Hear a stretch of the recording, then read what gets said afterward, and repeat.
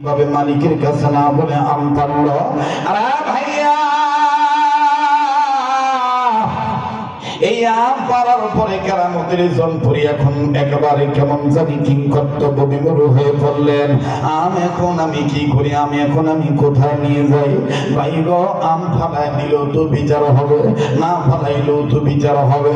এইবার কেরামতের জনপুরি রহমাতুল্লাহি আলাইহি এই আমটা নিয়ে বাড়িতে যায় আর ডাক দিয়ে বলে, মালিক, মা বাবার আদেশ অমান্য করেছি গো আল্লাহ। আল্লাহ, তুমি আমার লাঞ্ছিত করিও না, তুমি আমার অপমানিত করিও না। আম যখন বাজার হাতে নিয়ে বাড়িতে ঢুকলো, মাকে সালাম জানাইলো, লক্ষ্য করবেন কোন দিকে নজর দিবেন না। আম যখন বাড়িতে নিয়ে ঢুকলো, মারে যখন সালাম জানাইলো, কেরামতের জনপুরীর মা সালামের জবাব দেওয়ার পরে যখন হাতে দেখলো আম, মা ডাক দিয়ে বলতেছেন, বেটার আম কোথায় পাইলা?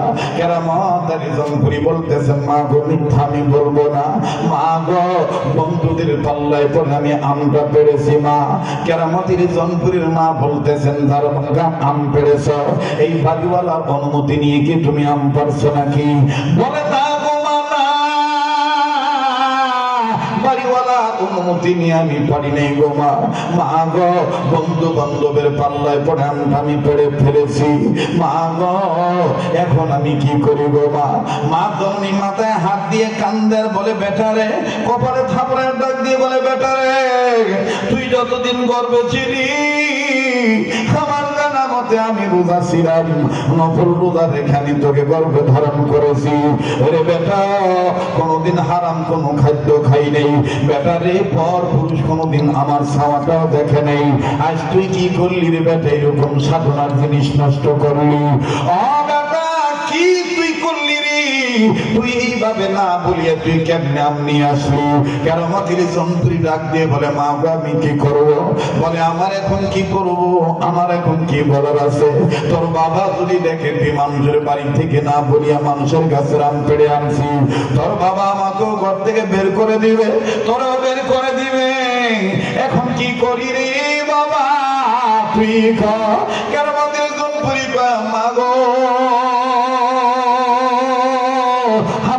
মুখে ওয়াজটা শুনেছি, তুমিও শুনাইছ, কোন ছেলে যদি খালি দিলে তওবা করে, আর ওই ছেলের জন্য যদি মা বাপ দোয়া করে, বিশেষ করে যদি মা দোয়া করি, মায়ের দোয়া আমার আল্লাহ ফিরাইয়া দেয় না। আওয়াজ দিয়া বলেন না সুবহানাল্লাহ। কেরামতের জনপুরীর মা কান্দা ডাক দিয়ে কয়, বেটারে, তুই কি দোয়া চাই?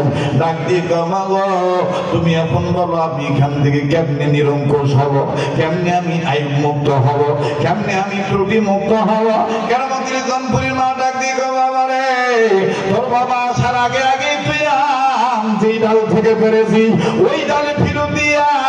কেরামতের জনপুরি ডাক দিয়ে কয়, মা গো, এটা কেমনে সম্ভব? আম কি আবার আমের জায়গায় লাগানো যাবে? বলে, তুই নেই একটু আগে বললি মায়ের দোয়াটা কবুল করে, যা বেটা যা, তুই নিয়ত করে যা, আর তওবা করবি জিন্দেগিতে মৃত্যুর আগ পর্যন্ত কোনদিন কোন বান্দার হক বান্দাকে না বলে গ্রহণ করবি না। আওয়াজ দিয়ে এখন সুবহানাল্লাহ, আর জোরে কোন সুবহানাল্লাহ। এইবার কেরামতের জনপুরি মার কাছ থেকে দোয়া নিয়া কিতাবের লিখক লিখে বাবা মায়ের কাছে মাথাটা নিচু করে দিয়া ডাক দিয়ে বলে, মা গো, তুমি আমার মাথায় একখান ভূ দিয়ে দাও মা, আর তুমি দোয়া করতে থাকো, আল্লাহ রাব্বুল আলামিন যেন আমাদের ইজ্জত রক্ষা করে, আমার বংশের প্রদীপ যেন না নিভে যায়, আল্লাহ যেন আমাকে মাফ করে দেয়। মা শুনে ডাক দিয়ে বলতেছেন, বেটারে, তুই যতক্ষণ না বলবি যে আম জায়গায় গ্রহণ করেছে, ততক্ষণ আমি সেজদা থেকে মাথা তুলব না, আমি যাই নামাজ ছাড়বো না। আর দুনিয়ার মা বোনেরা, আমিও তো তোমাদের মতন একজন মায়ের সন্তান। ও ভাইয়া, ও বোন, কেন কেন তুমি আল্লাহ হইবা না? কেন তুমি কোরআনুল কারীমের শিক্ষা দীক্ষা গ্রহণ করবা না? আমরা তো বলি নাই ব্যারিস্টার হওয়া যাবে না, আমরা তো বলি ডাক্তার হওয়া যাবে না, কিন্তু প্রাথমিক শিক্ষা মুসলমান হিসাবে কোরআনের শিক্ষা গ্রহণ করা।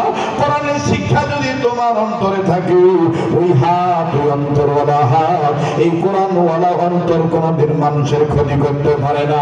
কথা বলেন ঠিক না বেঠি? কেরামতের জানপুরি ও বাবাজি,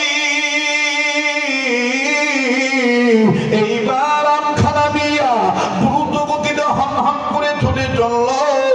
আর আল্লাহ রব্বুল আমিনকে ডাক দিয়ে বলতেছেন, আল্লাহ। মা ওদিক দিয়া দোয়া করতেছে, আর মা বলছে আম জায়গায় ফেরত দিতে হবে। আল্লাহ তুমি ছাড়া আমাদের কেউ নাই গো আল্লাহ। কেরামতের জানপুরি আম নিয়ে যায়, আর কদম কদম ফলাইয়া জবান দিয়ে জিকির করে বলে, লা ইলাহা ইল্লাল্লাহ, জোরে লা ইলাহা ইল্লাল্লাহ, জোরে লা ইলাহা ইল্লাল্লাহ, জোরে লা ইলাহা ইল্লাল্লাহ। ভাইয়া কষ্ট হচ্ছে আপনাদের? ভাইয়া একটু লম্বা হয়ে যাইতেছে, বিরক্ত হচ্ছে নাকি আপনারা? জবান খুলে বললেন, লা ইলাহা ইল্লাল্লাহ, জোরে লা ইলাহা ইল্লাল্লাহ, আর জোরে লা ইলাহা ইল্লাল্লাহ, লা ইলাহা ইল্লাল্লাহ। ভাইজান যার দিলে আছে আল্লাহর ভয়, আল্লাহ আল্লাহ সব সময়, ঠিক কিনা বলে?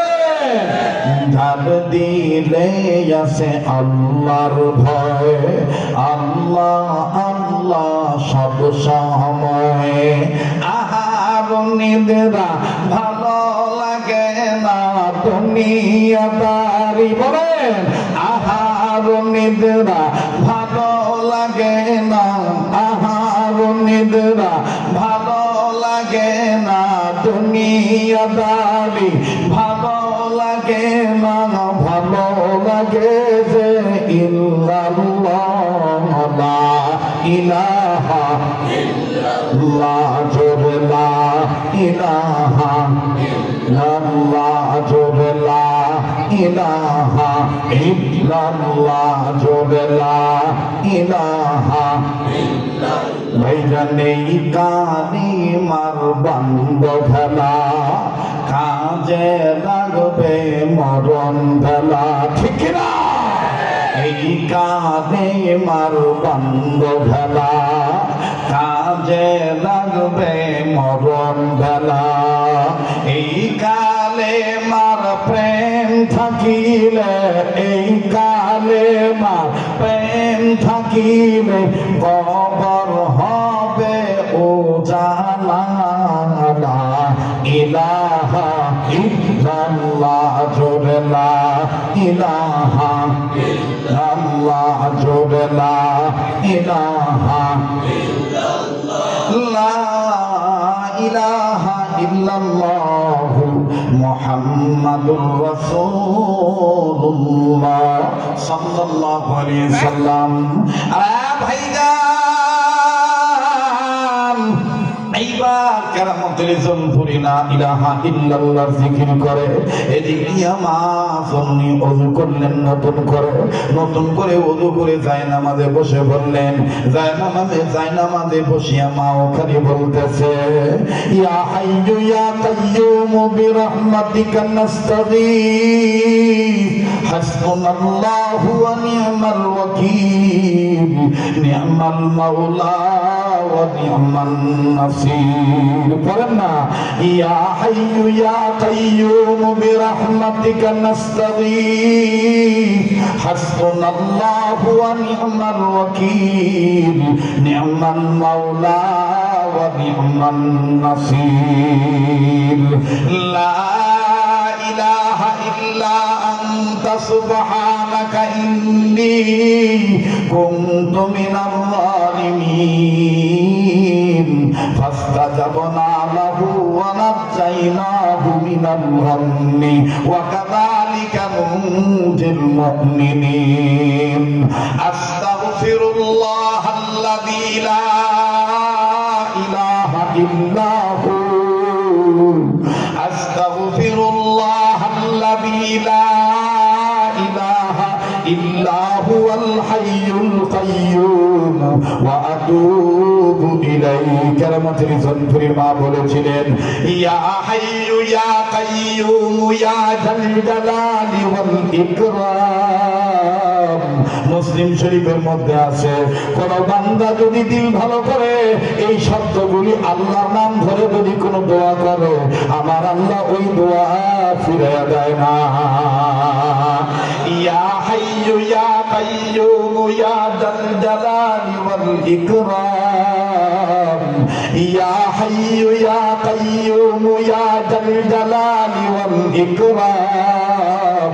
মা বোনেরা মুখস্থ করেন, ইয়া সবাই, ইয়া হাইয়্যু ইয়া কাইয়্যুম ইয়া যাল জালালি ওয়াল ইকরাম, ইয়া হান্নানু ইয়া মান্নানু ইয়া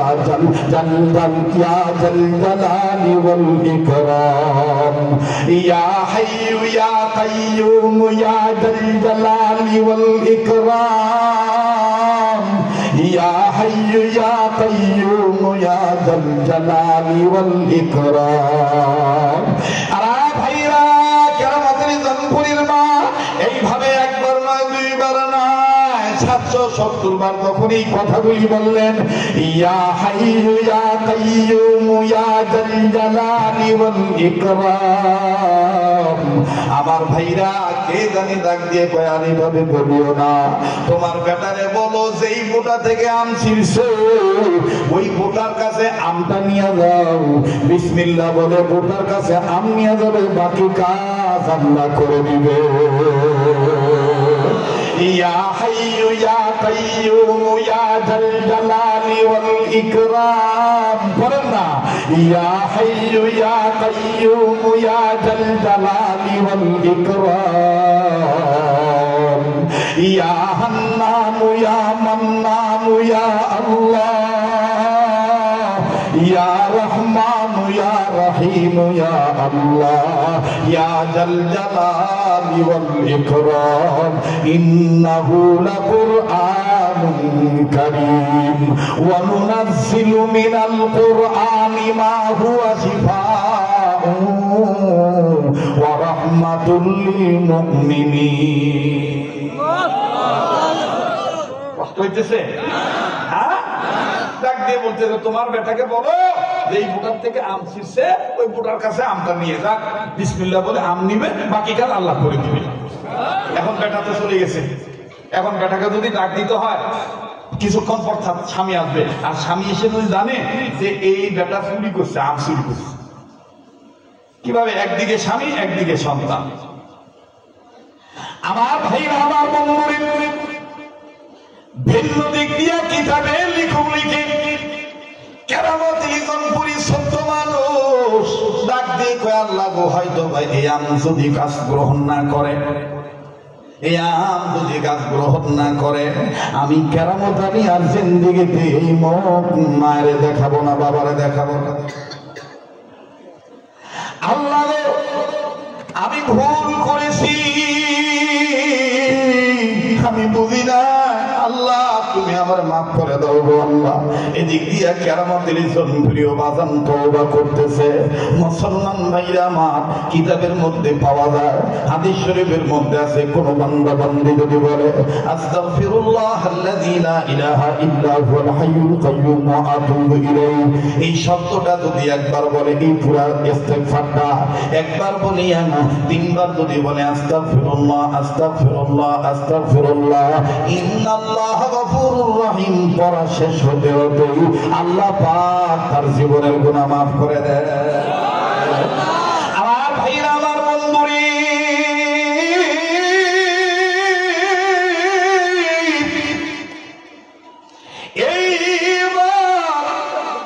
কেরামতের জনপুরী ডাক দিয়ে বলতেছে, মালিক, ওগো আমার আল্লাহ, আম যদি যদি কাজ গ্রহণ না করে আমি আমার মাকে আর মুখ দেখাবো না, আমি আমার বাবাকে মুখ দেখাবো না। আল্লাহ গো, আমি আমার বাবাকে সিরিয়াস ভয় পাই। আল্লাহ গো, আমার মা ছাড়া আর কেউ নাই। আমার এই মায়ের দোয়ায় আমি অল্প বয়সে কোরআনের হাফেজ হয়ে গেছি। ও আল্লাহ, এই হাফেজে কোরআনের জীবনীতে কলঙ্ক লাগতে দেব না আল্লাহ। আল্লাহ, আমার মা ছাড়া আমার কেউ নেই। আল্লাহ গো, আমার মায়ের মনে যেন কষ্ট না হয়। আমার মা বলেছে, যেই গাছের থেকে আম নিয়েছি ওই গাছি আম ফেরত দিয়া। বাবাজি, এই দিক দিয়া কেরামতুল জনপুরীর মাও কান্দে, এদিক দিয়ে কেরামতুল জনপুরীও কান্দে। বাবাজি, মায়ের দোয়ার বরকত আছে না নাই? আবার বলেন আছে না নাই? ভাইরা আমার, দুনিয়ায় যাদের মা নাই, দুনিয়ায় যাদের বাবা নাই, তাদের মতন বড় দুঃখী বড় ভাবি আর কেউ নাই। প্লিজ দিলটা নরম করে দিবেন। এক ফোঁটা চোখের পানি দেখেন ফলাইতে পারেন কিনা। আমের কথাটা আমি বলতেছি, নড়াচড়া করবেন না। মোহাম্মদুল্লাহ হাফিজি সাক্ষাতে খ্রিস্টান ডাক্তার আসবে, দুইটা প্রশ্ন করবে, উত্তর দেবে মোহাম্মদুল্লাহ হাফিজি। খ্রিস্টান ডাক্তারগণ কালেমা পড়ে মুসলমান হয়ে যাবে। আমার বন্ধুগণ, এমন কি তারা মুসলমানদের নামে হাসপাতাল নির্মাণ করবে। আমার বন্ধুগণ, কথাটা আমি বলছি, বলবো আমার জীবনে কোনোদিন এই বয়ান আমি কোথাও করছি কিনা জানি না। মোহাম্মদুল্লাহ হাফিজিকে দেখা করতে আসেন, সাক্ষাতে আসেন 3 জন খ্রিস্টান ডাক্তার, সাথে আরো 4 জন নিয়ে আসছেন। 7 জন ব্যক্তি কালেমা পড়ে মুসলমান হয়ে যাবে। ভাই গো, দেখেন কেমন করে মুসলমান হয়। কিন্তু আমি যে এই কথাটা বলতে চাই, কোন ব্যক্তি মায়ের দোয়া ছাড়া কোন সন্তান না গাইতে পারে না। এই যে দামি চেয়ারে দেখতেছেন বসেছি, এই দামি চেয়ারও আল্লাহ তাআলা মায়ের দোয়ার বরকতে বসাইছে। ও যুবক ভাইরা, কারা গো গাইবান্ধা বাড়ি, কারা গো কুড়িগ্রাম বাড়ি, কারা গো লালমনিরহাটের লোক, কারা গো ঠাকুরগা পঞ্চগড় নীলফামারীর বাবারা ভাইরা, তোমরা লেখাপড়ার জন্য, নিজের জীবন সুন্দর ভালো করার জন্য অপ্রাণ প্রয়াস চালিয়ে যাচ্ছ। রংপুরের এই ব্যস্ততম নগরী এলাকায় থেকে, ছাত্রাবাসে থেকে, মেঝে থেকে তোমরা কষ্ট করো। মনে রাখো ভাইয়া, প্রেমিকারে তুমি যত কিছু দিবা ততই খুশি হবে, না দিতে পারলে খুশি নাই। কিন্তু মা জননী এমন একজন মা, তুমি যদি রংপুর থেকে তোমার বাড়ি কুড়িগ্রামে, কুড়িগ্রামের ওই মায়েরা যদি খালি ফোন করে বলো, মা তুই কেমন আছিস, তোর শরীর কেমন, মা তুই দোয়া করিস, মা তোর কাছে আমি দোয়া চাই, মার কলিজা ঠান্ডা হয়ে যাবে। আল্লাহর আরশকে বলবে তোর জন্য, আল্লাহর আরশের পায়াও তোর জন্য দোয়া করবে, ফেরেশতাকুল দোয়া করবে। মনে রাখবি যুবক, মায়ের দোয়া কাজে লাগে, মায়ের বদদোয়া কাজে লাগে। প্লিজ কেউ কারো দিকে তাকাইবেন না। মা বদদোয়া দিলে বাজান লেগে যায়, তবে এটা বেশিরভাগ সত্য কথা। মায়েদের দোয়া শোনা যায়, মায়েদের বদদোয়া শোনা যায় না, মায়েদের বদদোয়া শোনা যায় না। যুবক, তুমি কোন মায়ের গালি দাও? যুবক, তুমি কোন বাবারই গালি দাও? দুনিয়ায় যাদের মা বাবা নাই, তাদের মতন বড় দুঃখী আর কেউ নেই। আমার জীবনের বাস্তব একটা ঘটনা আমি আপনাদেরকে শোনাই, যেটা ইন্টারনেটের মাধ্যমেও বহু বছরের কথা আপনারা শুনেছেন। আজ আমি সরাসরি জায়গায় বলে দেই, যেহেতু রাজা বল্লভ জীবনে আছি নাই, জীবনের প্রথম এসেছি রে যুবক। মায়ের দোয়া দেখ কত কাজে লেগে যায়। মায়ের রাগ করলে মায়ের বদদোয়া দেখ আল্লাহর কাছে পৌঁছে যায়। দেখতো যুবক, দিলটা নরম হয় কিনা। ও বাবাজি, ওই সময় বাজার, তৎকালীন সময় গাড়ি ছিল না, ভিন্ন ভিন্ন ডিস্ট্রিক্টে বয়ান করার জন্য যাইতে হতো। কোথাও ভ্যানে চড়ে যাইতাম, কোথাও ডিস্ট্রিক্ট গাড়িতে যাইতাম, কোথাও বাসে যাইতাম, কোথাও আবার কারো মোটর সাইকেল নিয়ে যাইতাম। আর বাবাজি, তোমাদের এই রংপুর জেলার নদীর সাথে ঘাসা লাগানো একটা জেলা আছে, কয়েকটা জেলা আছে, তার মধ্যে বাদান একটা জেলার নাম জামালপুর জেলা, শেরপুর জেলা। আমার ভাইরা রে, এই জামালপুর ডিস্ট্রিক্টে বয়ান করার জন্য যাও, ঢাকা নোয়াখালীতে গাড়িতে উঠেছি, বাসের উপর উঠবো, বাসে উঠবো, টিকিট কাটবো, টিকিট কাউন্টারে যাবো, টিকিট কেটে দিই। শীত মৌসুম বাজান লক্ষ্য করে শুনবেন, শীত মৌসুম, ঘন কুয়াশা ছন্ন পরিবেশ। আমার ভাইরা আপনার দিয়ে রুমাল দিয়ে মুখ ঢাকা। তৎকালীন সময় বাজার এরকম মিডিয়া ছিল না, এত ইউটিউব ছিল না, এইরকম বাজারে এত বয়ান এরকম ছড়াইতো না। ওই সময় আমার বন্ধুগণ ক্যাসেটের জামানা ছিল, সিডি ক্যাসেটের সময় ছিল। সিডি ক্যাসেট আমার বন্ধুগণ বয়ানি শুনত, ক্যাসেট প্লেয়ারের মধ্যে সিডি ফিতা ঢুকাই দিত, বিভিন্ন বাসে চলতো, বিভিন্ন ট্রাকে চলতো। আমার বন্ধুগণ এইভাবে তখন বয়ান শোনা যাইত। আমার ভাইরা মহাখালী বাস স্ট্যান্ডে বাবাজি টিকিট করেছি, টিকিট কাটা হয়ে গেছে, টিকিট এখন চেক করো। বাসের দরজার কাছে একজন ব্যক্তি দাঁড়ানো। ভাইজান, যুবক একটু দিলের কান লাগা সন্দেহ, জীবন তোর পরিবর্তন হয়ে যেতে পারে, দেখতো দিলটা নরম হয় কিনারে ভাইয়া। আমার ভাইরা রে, বাসের গেটের সামনে যে ব্যক্তিটা টিকিট চেক করতেছে, তার চেহারাটা কেমন জানি চিনা চিনা মনে হয়, কেমন জানি পরিচিত মনে হয়।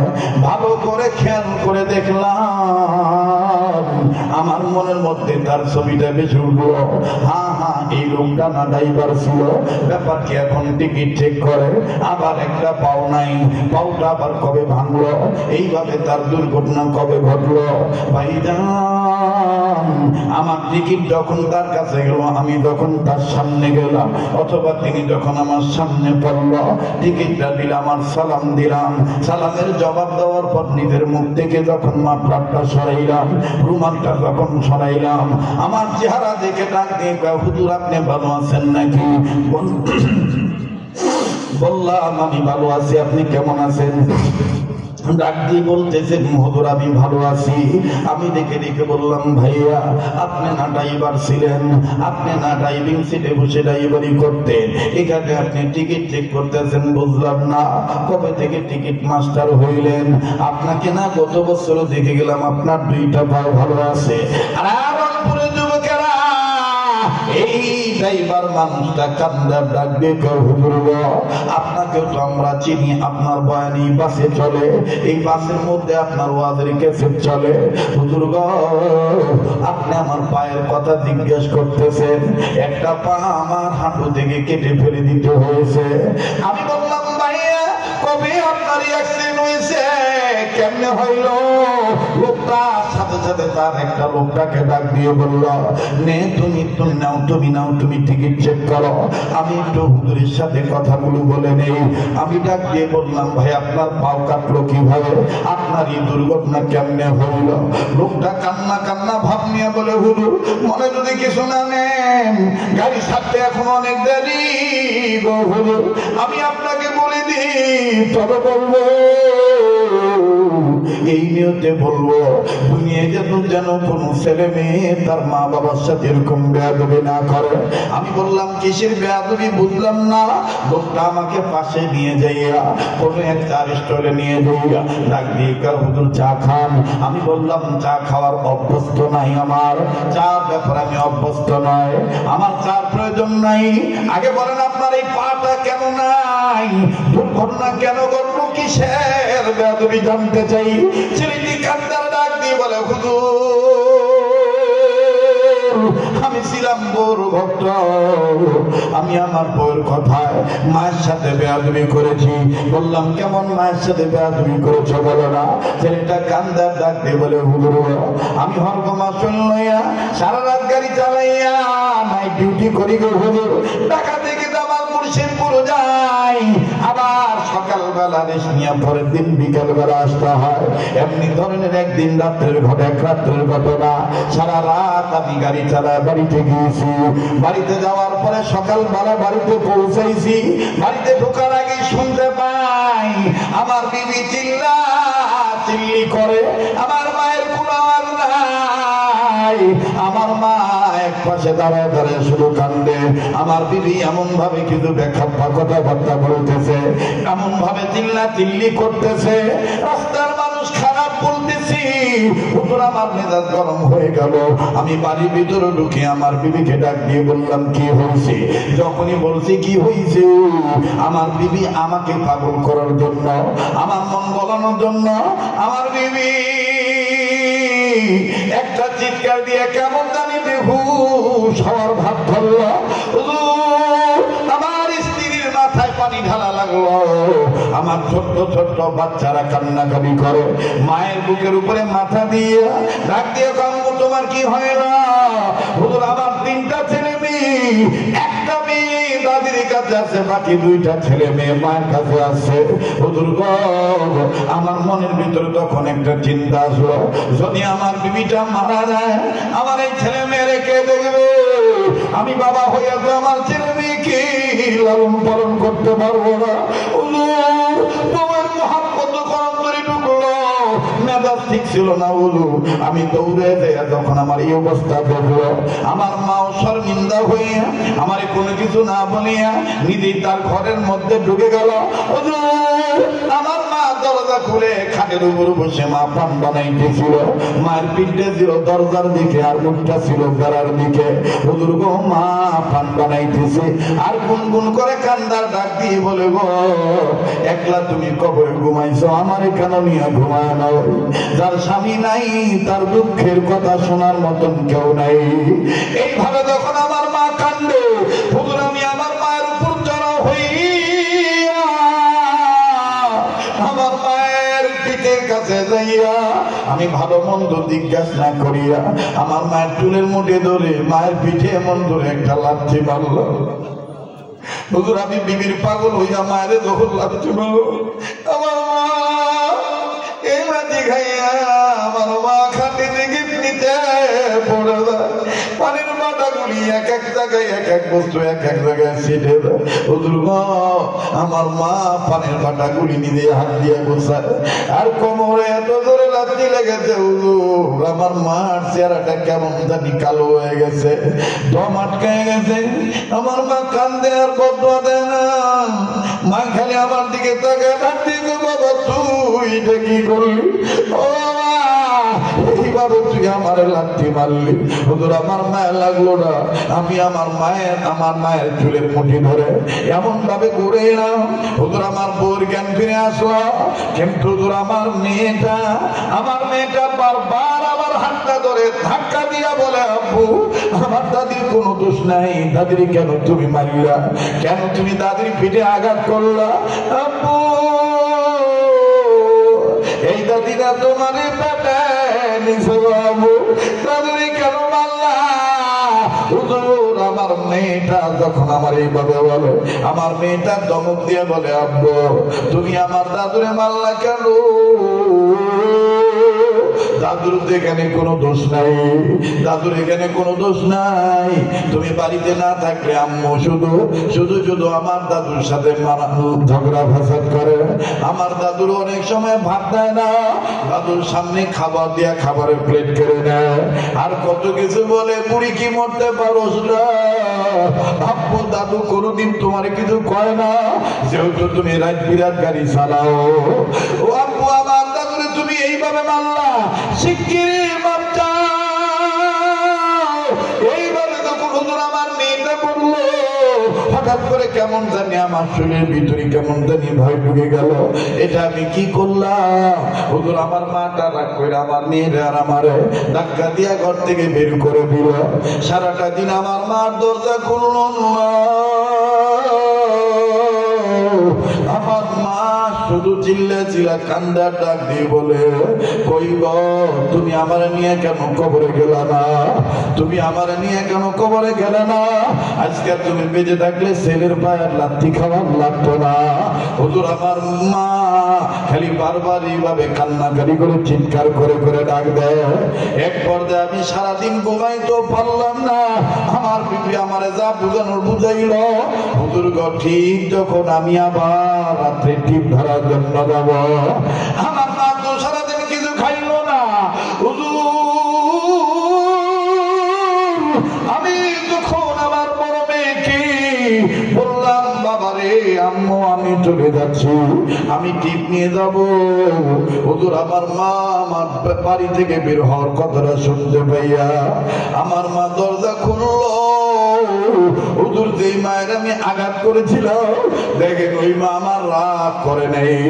ওই মাটা দরজা খুলে আমার মেয়েটারে ডাক দিয়ে কয়, ও দাদু ভাই, তোমার আব্বু কি খাইছে কিনা? তোমার আব্বুরে খানা খেয়ে যাইতে কও, আর তোমার আব্বারে কইও সাবধানে যেন গাড়ি চালায়, দেখে শুনে যেন গাড়ি চালায়। হুজুর আমার এত মায়া লাগলো, হুজুর আমার এত মায়া লাগলো। হুজুর আমি লজ্জায় মায়ের কাছে গেলাম না। আমি যখন এই গাড়ির টিপ নিয়ে যখন ঢাকার মুখে রওনা দিলাম, মায়ের মনের কষ্ট দিয়ে বদ্ধ আছে আল্লাহর আরশে পৌঁছে যায়। হুজুর গো, সাক্ষী হলাম আমি আর হইলই আমার পাও। হুজুর আমি গাড়ি চালাইতেছি, কোনদিন ওই রাস্তায় কত গিয়েছি, কোনদিন কোন গাড়ির সাথে মুখোমুখি সংঘর্ষ হয় নাই, কিন্তু হঠাৎ করে ওই দিন কি হইল, কোন দিক থেকে একটা গাড়ি এসে আমার গাড়ির সাথে মুখোমুখি লাগাই দিল। হুজুর মুহূর্তের মধ্যে কত মানুষ আহত নিহত হইল। হুজুর আমিও বাইর হওয়ার জন্য চেষ্টা করতেছিলাম, কিন্তু হুজুর আমি বাইর হইতে পারি নাই। হুজুর আমার হাতে লাগে নাই, আমার বুকে লাগে নাই, মাথায় লাগে নাই। অনেকক্ষণ পর খেয়াল করে দেখতে পাইলাম যেই পাটা দিয়া মায়ের লাথি মারছি, ওই পাটা কেমন জানি স্টিয়ারিং এর সাথে চাপা লেগে আছে, আর নিচের সিটের সাথে আমার আটকা পড়ে গেছে। হুজুর ওই পাটা নিবার করতে পারি না, ওই পাটা আমার আটকা পড়ে গেছে। যারা আমার পরিচিত ছিল তারা বলতেছে টানাটানি করে লাভ নাই, এই পাটা মনে হয় শীত কাটা ছাড়া বের হবে না। হুজুর এরপরে আবার এই পাটা ওই শীত কেটে বের করা হলো। হুজুর তাৎক্ষণিক ভাবে যখন আমাকে হাসপাতালে নিয়ে গেছে, এরপরে কি হয়েছে বলতে পারবো না। হুজুর জ্ঞান ফেরার পর নজর করে দেখতে পাই হাসপাতালের বেডে আমার কাটা পায়ের কাছে আমার বিবি নাই, আমার মেয়ে নাই, আমার শ্বশুর বাড়ির কোনো আত্মীয় স্বজন নেই, ভাই বোন নাই। যেই মায়ের আমি লাথি মারছিলাম, আমি চোখ খুলে জ্ঞান ফেরার পরে চোখ খুলে নজর করে দেখতে পাই কে জানি আমার ওই কাটা পায়ে হাত দিয়ে আদ্র ভাবে টিপে দেয়, আর পেটের সাথে মাথাটা ঠেকাইয়া উপর হইয়া বিনা বিনা কান্দার ডাক দিয়ে কয়, আল্লাহ আমার ছেলে বোঝে নাই, না বুঝি আমার আমি তো তোমার কাছে বলি নাই যে আমার ছেলের পাটা তুমি কাটিয়া ফেলাও। আল্লাহ আমার এই ছেলেটা যদি মারা যায়, আমার কে মা কইয়া ডাক দিবি? আল্লাহ একটা ডাক্তার না মায়ের ভক্তরা বলেন না আল্লাহ, আবার বলেন না আল্লাহ। আজকের এই কান্নাকাটির আওয়াজ আমার আল্লাহ ফিরে দিবে না। এই ছেলেটা ডাক দিয়ে বলে, হুজুর আমি আমার মায়ের কান্নার আওয়াজ পাইয়া আস্তে করে আমার মায়ের কাঁধের উপরে মাথা হাত দিয়া বাম হাত দিয়া যখন ডাক দিদি মা বলে ডাক দিয়েছি, আমার মা আমার বুকের উপরে মাথাটা ঢেকাইয়া আমার ধরে ধরে বাবা তুই কেমন আছিস? আমি আমার মায়ের ডাক দিয়ে বললাম, মা তুই আমার মাফ করে দে, আমি তোরে না বুঝে কষ্ট দিছি। আমার মা তখন কি বলে জানেন নাকি? আমার মা আমার কবরে চুমা দিয়ে কবরে তুই আমারে মারছিস, আমার দুঃখ নেই, এই যে তুই আমারে মা কইয়া ডাক দিছিস, আমি সব দুঃখ ভুলে গেছি। ও বাবা এরকম পাগলামি আর করিস না বাবা, তোর যদি কিছু হয়ে যায় আমারে কে মা কইয়া ডাক দিবে? মুসলমান ভাইরা আমার, দুনিয়ায় যাদের মা নাই তাদের মতন বড় দুঃখী আর কেউ নাই।